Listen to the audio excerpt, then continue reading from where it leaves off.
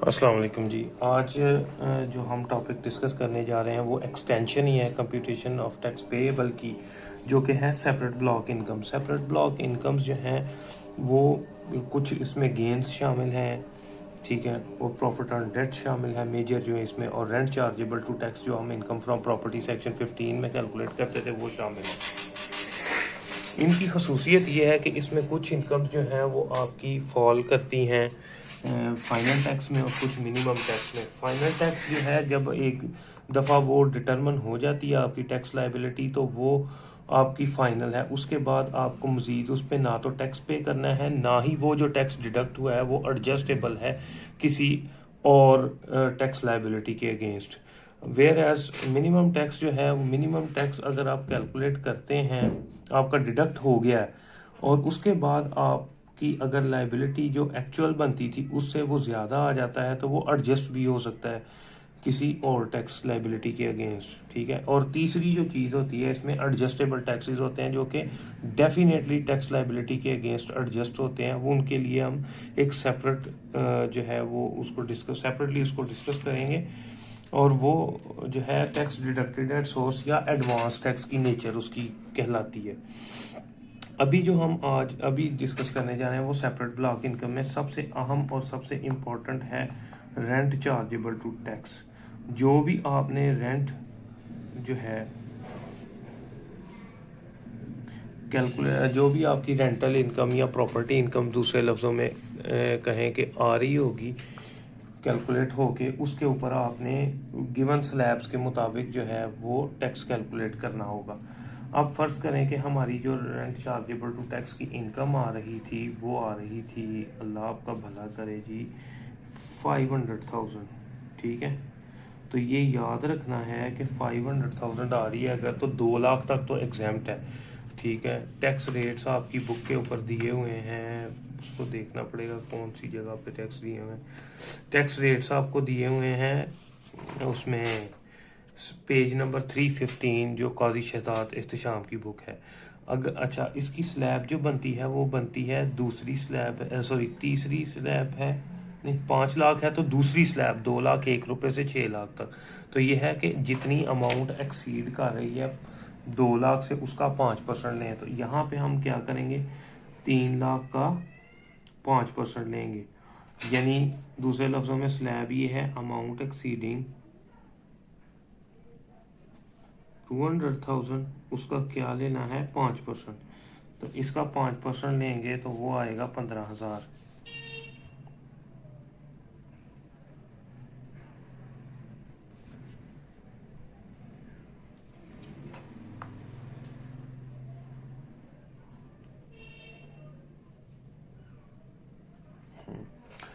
दूसरे नंबर पे आ जाती है capital gain on sale of securities. Capital gain on sale of securities. यहाँ जो लफ्ज़ आया है सिक्योरिटीज, इसको समझना ज़रूरी है। सिक्योरिटीज़ में शामिल हैं आपके पब्लिक लिमिटेड कंपनी के शेयर्स हो गए, पब्लिक लिमिटेड कंपनी के शेयर्स हो गए, या आपके मुदारबा सर्टिफिकेट्स हो सकते हैं, या पीटीसीएल के वाउचर्स हो सकते हैं। ये मतलब मुख्तलिफ चीज़ें जो सिक्योरिटीज़ में आती हैं। तो इसके लिए आपको ये जो याद रखने की ज़रूरत है वो ये है कि अगर वो 1 जुलाई 2013 से पहले लिए गए, बिफोर इस डेट के 1 जुलाई 2013 से पहले अगर ये परचेज किए गए हैं तो उसके गेन के ऊपर 0% टैक्स है। अगर 1 जुलाई 13 से 30/6/16 तक लिए हैं तो 7.5% है। और अगर 1 जुलाई 16 टू ऑनवर्ड टू डेट, यानी आज तक किसी, यानी टैक्स 30 जून 2020 से पहले पहले लिए हैं तो उसको सेल कर दिया तो गेन 15% आपको पड़ेगा। अब फर्ज करें आपने परचेज किए थे, यानी कॉस्ट आपने बियर की थी शेयर्स को परचेज करने की 4 लाख, और आपने उसको सेल कर दिया समझ लें 5 लाख का फ़र्ज़ करें, और वो आपने परचेज़ कब किए थे वो भी हम अज्यूम्ड डेट लेंगे। एक फ़र्ज़ करें वो आपने परचेज़ किए थे 1 सितंबर 2015 को, तो अब आपको ये अंदाज़ा हो गया होगा कि ये 1 सितंबर 2015 है, तो गेन के ऊपर कितना टैक्स कैलकुलेट करना है, 7.5%। तो गेन कैसे निकालेंगे? गेन आप वर्किंग में बेशक निकाल लें, वर्किंग में निकाल लें। गेन बेसिकली होता ये है कि जो आपने कॉस्ट बियर की और जो आपने कंसिडरेशन रिसीव की उसका डिफरेंस। 5 लाख में से आप क्या करेंगे, 4 लाख माइनस करेंगे, वो आ जाएगा आपका 1 लाख, उसके ऊपर आपने 7.5% चार्ज कर लेना, तो ये बनेगा आपका 7500 रुपया। तो वो आप इधर लिख लेंगे 7500।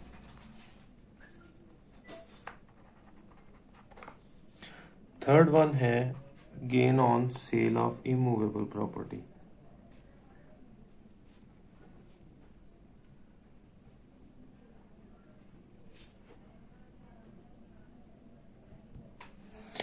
इसके थोड़े डिफरेंट हैं प्रोसीजर्स और ट्रीटमेंट। इसमें 2 किस्म की प्रॉपर्टीज़ हो सकती हैं, एक आपका ओपन प्लॉट हो सकता है, एक कंस्ट्रक्टेड प्रॉपर्टी हो सकती है।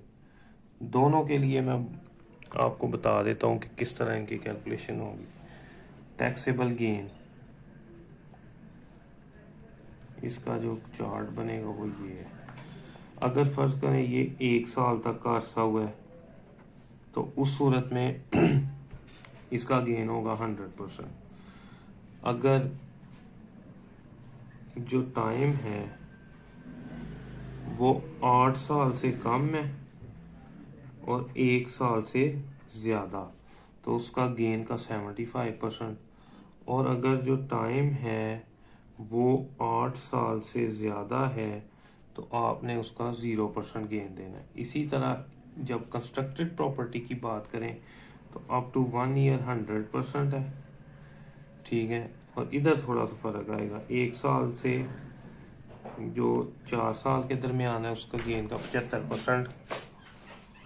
और अगर जो है टाइम आपका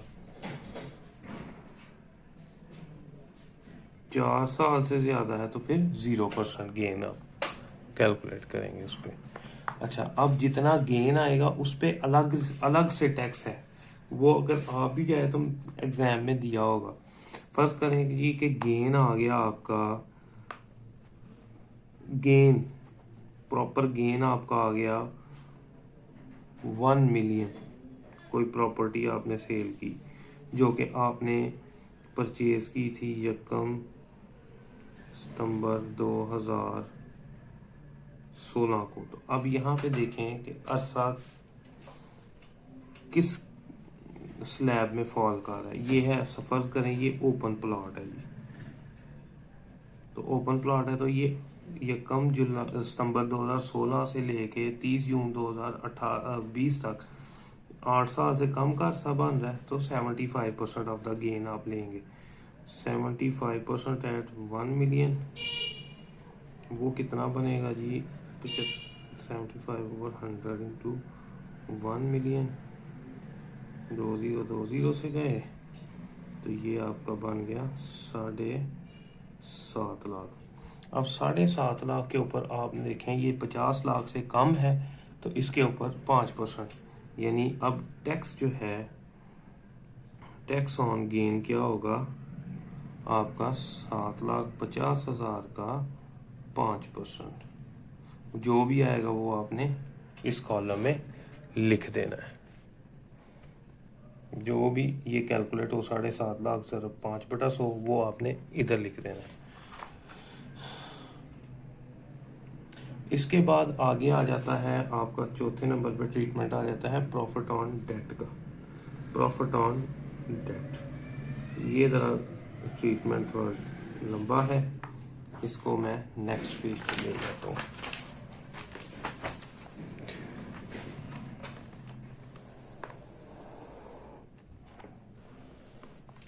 प्रॉफिट ऑन डेट याद रखें आपको बैंक अकाउंट्स पे मिलता है। प्रॉफिट ऑन डेट में शामिल क्या क्या, कौन कौन सा डेट है, ये समझ लेते हैं। ये चौथा था ट्रीटमेंट, ये आपका आ गया जनाब फोर्थ ट्रीटमेंट। अच्छा, इसमें है कि पहले नंबर पर डिफेंस सेविंग सर्टिफिकेट्स हो गए, स्पेशल सेविंग सर्टिफिकेट्स हो गए, या रेगुलर इनकम सर्टिफिकेट्स हो गए। इनके ऊपर जो प्रॉफिट मिलता है वो आ गया, ठीक है। पीएलएस अकाउंट्स हो गए, ठीक है, या आपके डिफरेंट किस्म के सेविंग अकाउंट्स होते हैं, उन पे प्रॉफिट आ गया, ठीक है। प्रॉफिट ऑन सिक्योरिटीज आ गया,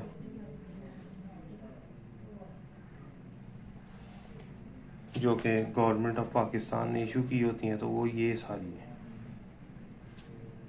पोस्ट ऑफिस अकाउंट जो होते हैं उन पे भी टैक्स काटा जाता है, वो भी इसी में शामिल होगा। अब ये इसके ना डिफरेंट रेट्स हैं। अगर ये अमाउंट है 50 लाख से 2.5 करोड़ के दरमियान, तो इसके ऊपर फाइनल टैक्स है आपका 17.5% ग्रॉस प्रॉफिट का। अगर 50 लाख तक है तो उस पे है 15%। अगर 2.5 करोड़ है, 2.5 करोड़ से 3 करोड़ 60 लाख तक प्रॉफिट आ रहा है, तो उस पे होगा 20% प्रॉफिट का, ठीक है। और अगर एक्सीड कर जाता है 36 मिलियन, तो ये होगा आपका नॉर्मल इनकम, यानी इसको आप वो टैक्सेबल इनकम में शामिल करेंगे पहले, और फिर उसके ऊपर आप टैक्स कैलकुलेट करेंगे। अच्छा, अब ये टैक्स होगा मिनिमम टैक्स, यानी मिनिमम टैक्स का मतलब है जितना विद होल्ड हो गया वो तो हो गया। अब अगर इसमें से कोई डिडक्शन कम हुई तो वो आपने रिटर्न के साथ जमा करवानी है। इसमें एक इम्पॉर्टेंट चीज़ जो मोस्ट इम्पॉर्टेंट है वो याद रखनी है कि अगर प्रॉफिट 5 लाख से कम है, प्रॉफिट ऑन डेट अगर कम है 5 लाख से, तो आपका जो टैक्स रेट है वो 10% होगा। अगर 5 लाख से प्रॉफिट ज़्यादा है तो उस सूरत में ये 15% होगा, और फिर ये बिल्कुल इस पैटर्न को फॉलो करेगा जो ऊपर लिखा हुआ।